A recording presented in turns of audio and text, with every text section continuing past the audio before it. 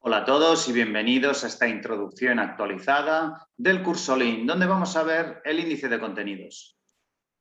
Veréis que todos estos materiales formativos están destinados al público en general y que no se requieren especiales conocimientos previos. El objetivo es transmitir una metodología y una forma de pensar que podáis desarrollar en vuestro puesto de trabajo, aunque también veréis que muchos de estos conceptos son aplicables al plano personal.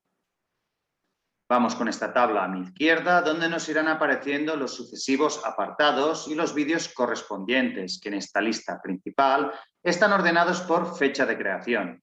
Luego, si entráis al canal, veréis también que existe una clasificación por temáticas, que es lo que indica la tercera columna de la tabla.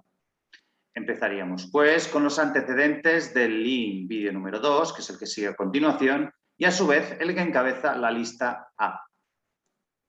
Seguiríamos con los principios Lean a partir del vídeo 4, lista B. Y como posteriormente he ido añadiendo más contenidos, aquí nos aparece un vídeo posterior, que en esta lista principal aparecería por orden numérico, mientras que en la lista B se agrupa en su temática. Seguimos con las técnicas Lean a partir del vídeo número 12.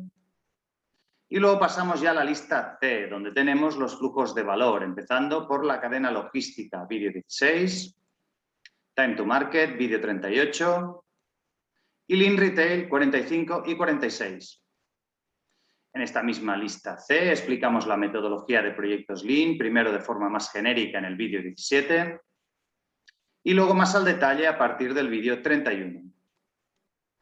En la lista D tenéis varios ejemplos de proyectos resueltos en fabricación.